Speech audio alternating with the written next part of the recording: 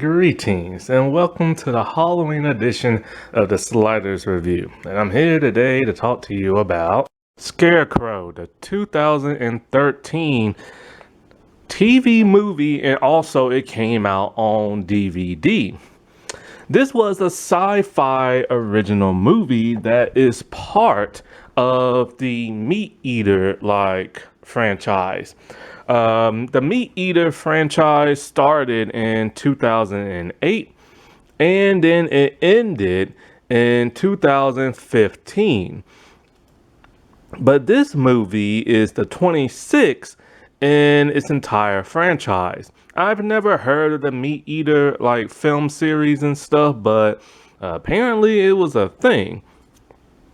A bunch of horror movies that depict, some type of monster movie type thing, whether it be like a shark or a scarecrow or something like that. And this movie was written and directed by Sheldon Wilson, and he's actually done 3 of the Meat Eater type movies. And so I've talked about him before, but those videos haven't been uploaded yet. He's done several horror movies because that's what he specializes in. And he started making movies all the way back in 2001. The last 2 movies he made was in 2018 and 2024. And in the next couple of days, you will start to hear me talk more about some of the movies he's made, like A Night Before Halloween, which was an okay movie, but very confusing. Never Knock, which was really good, and Stickman, which was very good. He has a certain pattern to him. He's very unique and everything.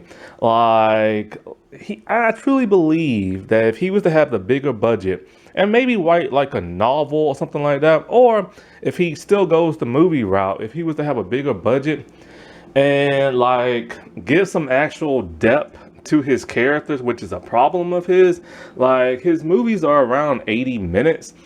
And in those 80 minutes, we really don't know too much about these characters and they're not really fleshed out. Sometimes he'll give an origin story to his movie monster and everything. Sometimes he doesn't. And so if he was to do things like that and actually show somebody getting killed on screen, which sometimes I think he's limited because he's making TV movies and they probably don't want him to do that. But it's sci-fi, and if you watch Van Helsing, you know that they allow you to bring the gore, but then sometimes they don't. I think he could be the next R.L. Stein / Stephen King. He really could be, because he's really unique and he comes up with some of the most fascinating monsters. Scarecrow is based on many Scarecrow movies, but things like the Never Knock and Stickman are so original. And the way you have to defeat them or put a protection barrier around them and the origin of them is quite fascinating and stuff. I really like his uniqueness and stuff, It's really fresh and innovating. It's just he never has truly a big budget to work with. And also, he's not the best at writing people of color. And except for Stickman, where he actually had a person of color as his lead.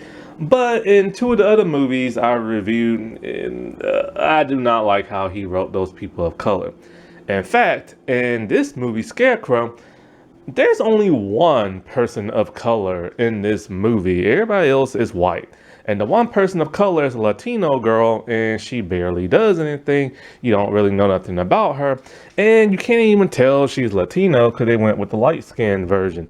Which there's no, I'm not knocking that or no shade towards that. But it's just kind of I saw what sci-fi was doing and stuff, And so, but yeah, I truly believe if he was to have a bigger budget and flesh things out more and not just have a monster chasing people around for 80 minutes, then he could be the next Stephen King or R.L. Stein.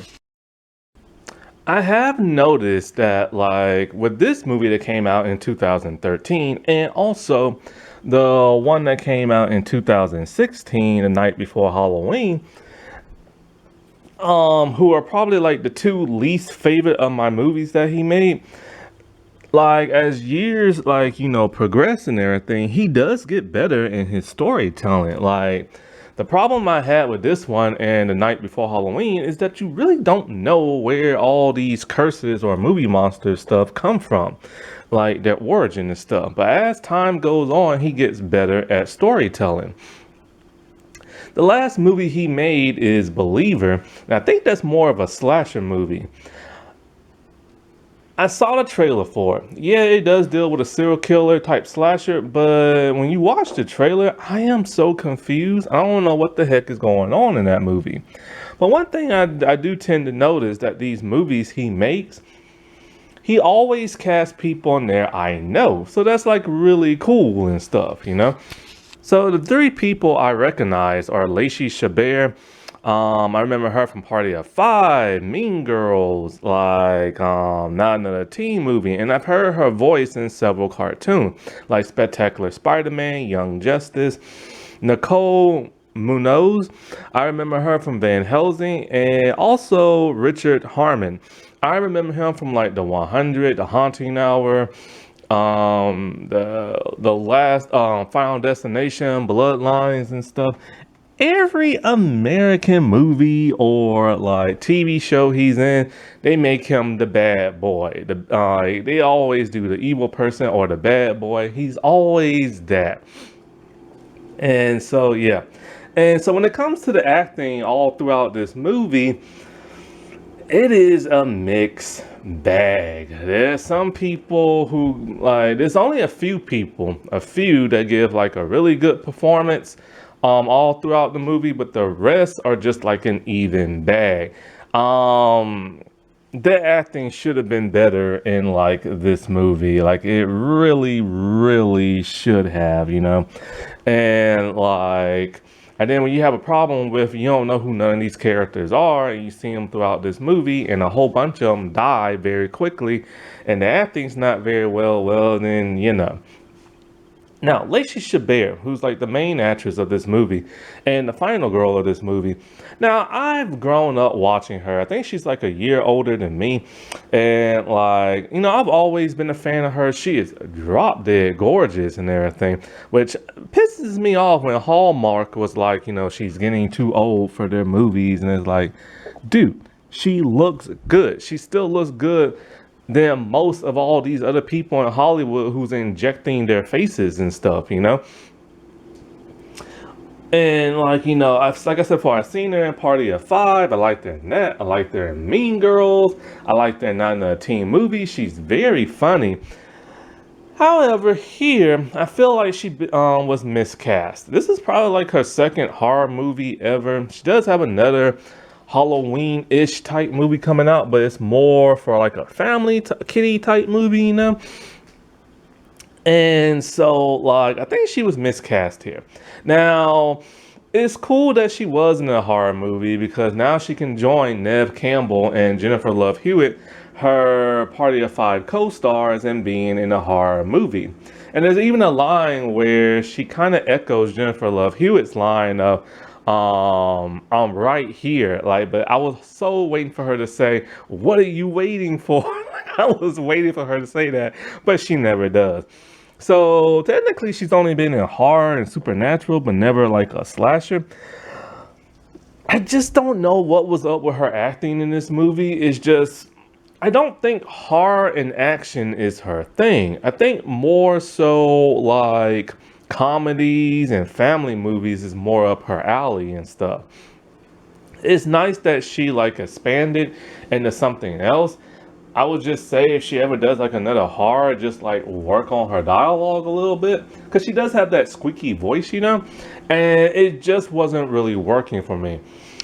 But I do like her as an actress. Now, the problem I have with this movie is it's not a bad movie as a lot of people are saying. It's just a very generic type horror movie. You have a movie monster, it's chasing you around, it kills you, and then you have to defeat it. The problem I have with this movie is it feels very incomplete. Like, I do like one thing about Sheldon. He gets right into the horror. Like, he doesn't wait 30 minutes or an hour like, say, the Conjuring universe does. He gets straight into it in the first couple of minutes. The problem is you don't know who none of these characters are. So here's the thing. These characters are a bunch of teenagers in detention. And their teacher is going to take them to an abandoned farm so they can collect scarecrows for their festival. But there's a legend of a scarecrows that go around killing people on this farm. But of course he doesn't believe it. It's just like a folklore and everything. And so there's even like it's like a song and everything. Or one of the characters sings the song. But here's the thing. In the beginning of the movie, there are two teenagers making out in the farm, and all of a sudden the scarecrow kills them. But it kills them off screen. And that is the problem with like his movies. Pretty much every kill is off screen until you get towards the end. And when it does see a person getting killed on screen, you don't see no blood come from their body and stuff. The aftermath you do see of the kills, and the aftermath is amazing. There's one girl who's like pinned to like a wall and her lower torso is missing. One girl, like, when farmers have them ginormous, like, weed cutter, like lawnmowers and stuff. It's like a big old thing you sit in, and it's like a little grinder, and it cuts like everything up. The scarecrow itself and the girl went into this thing at the same time, but you never see their body go in it. You just hear the effect of it. Then you see the aftermath of all this chunked up like human like flesh and everything, and that's it. Like you don't see the blood gushing from it or like nothing. And it's like, you want to see that stuff in horror movies. So the fact that so many kills happen off screen just sucks. But the aftermath of the kills is like amazing. But then there's one kill that the hand goes up the chest of like, one of the main leads, and like you don't see no blood. And also with the one girl who played by Nicole, like I said before, you have a hard time wanting to root for any of these characters because either they're very boring or you just don't know much or nothing about them. And so she hurts her leg with a huge gash and she can't walk, and she's been walking all night. And then they make it into the morning, and so the teacher's like, all right, just climb on my back and everything, and I'll carry you. Well, you're like, cool, she's going to be safe. She's going to be on his back, and they're going to take off and run. But then as soon as she gets on his back, boom, the unexpected happens, and the scarecrow throws a metal, like, blade into her back and goes into the teacher's back. So she's completely impaled and dies. And it's kind of like, I didn't see this kill coming. And that's one thing I do like, is that the unexpected, you expect certain jump scares. Like this one girl was like near a window, and we know there's a monster around. They know there's a monster around, and you're just waiting for the jump scare, the monster to bust through like the window and grab her, but it never does. So when I saw this with the Nicole actress hop on the back of the one dude thinking she's going to be rescued, and she gets impaled, it's like, I did not see that coming. But yet again, you see no blood. And it went completely through her body and went through his back and everything. But back to these characters, they're just a bunch of kids in detention. So they're already bad kids and everything. But we don't really know why, because when you see them interact, they're actually really nice. One's really shy. But there's two that are complete like buttheads and everything. And so we know the two buttheads are the real bad ones, but then they get killed very early in the movie and off screen. And it's just kind of like, when did they die? Because you don't never see it, because they disappeared in the movie because they decided to leave the bus and just wander around like, the farm, and that's just it. Now, there is a chase sequence early on in the movie when the kids get off the bus and they're in the field and everything, and it's a pretty effective chase scene. Like, it's really scary and everything. But the thing about Sheldon is that he uses a lot of the same tropes in a lot of his movies when it comes to movie monsters and stuff. We see the people getting dragged on the ground into like a room. There's never nobody really on a wire who gets tossed around. And I like when somebody like, get on a wire and tossed around, but you won't really see that. But you do see people get thrown through windows and stuff like that by the monster. And not only that, but oh, by the way, they're using a CGI scarecrow, which I wish they never did. Now, the scarecrow does look scary, but he doesn't look like a scarecrow. He's mostly looks like twigs and vines that are all wrapped around, and he can go in and out the ground. So he's a very effective killer, and he can come from the ground and grab you and everything, and it's really hard to kill him. Bullets do not work on him. We saw fire didn't work on him, but then apparently fire works on him at the very end when there's a huge explosion. Now, but the problem is, I don't know who really to root for in this movie, because a lot of these characters have really bland personalities, or they're really crappy people. Like, take Lacey Chabert's character. She's the main character. We're supposed to care about her, but in the very beginning of the movie, we find out that this is actually her grandfather's farm or something like that, and it's been abandoned. And not only that, but the teacher who has all these kids, that's her ex-boyfriend. And it took him 2 years to get over her because she cheated on him and stuff. Then she dated his best friend, but then she cheated on him with the best friend. And the former best friend is in the movie as well, because she called him up to help her get the scarecrows and this and that. And I'm just kind of like, dude, she's a horrible character, but you expect for us to root for her, and she's the final girl of all that? Why would you write her like that? Like, you know what I'm saying? And so you have a hard time wanting to root for these characters. Then you have this one redhead guy who's really shy and quiet. And he seems to be a pretty nice guy, but he's an idiot because of the simple fact. Okay, when they get attacked in the field and then they go inside like the farm and everything, the barn, everybody starts to give like a description of what they saw out in the field, and everybody has like a very vague description. But he draws everything from what people are saying, but he doesn't want people to actually see what he drew. And the one girl literally has to snatch it, or has to like convince him by owning up to him by like, okay, I'll tell you my secret, you tell me yours. And then I think she snatches the sketchbook and shows everybody. They're like, what the heck is this? There's some kind of monster after us and blah, blah, blah, blah, blah.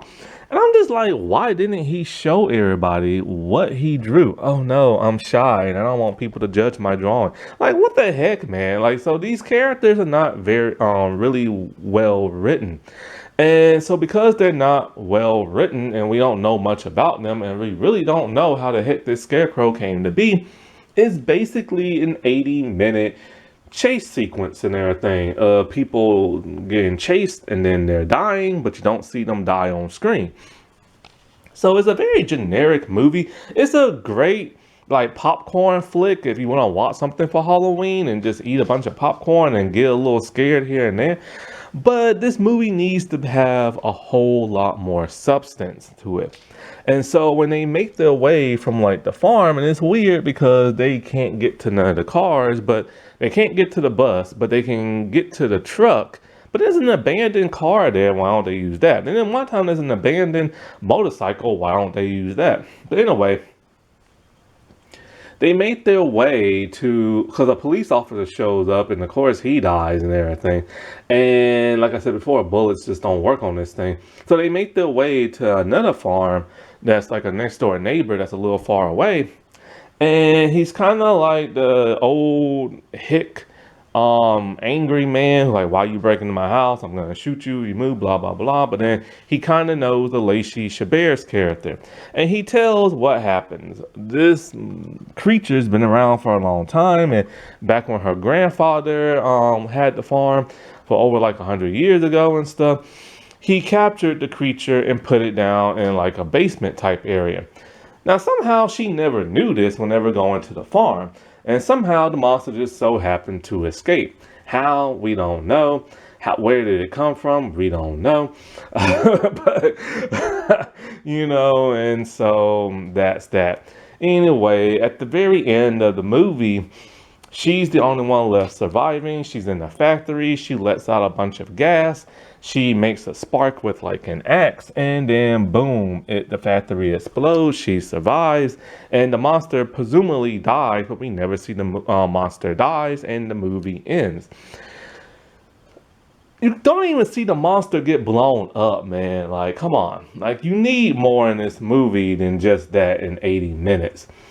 And it's just when the acting's not so great and like, all this other stuff, no kills on screen. It's just a generic, almost mediocre type movie, I mean, if they would have had more explanation as to how this monster came to be, if they would have had fleshed out characters, and if they would have had the kills on screen, I think this could have been a really good, successful movie. Heck, even theatrical if you want. And also add some people of color. That wasn't that spooky. Alright, well, I shall talk to y'all later. Bye.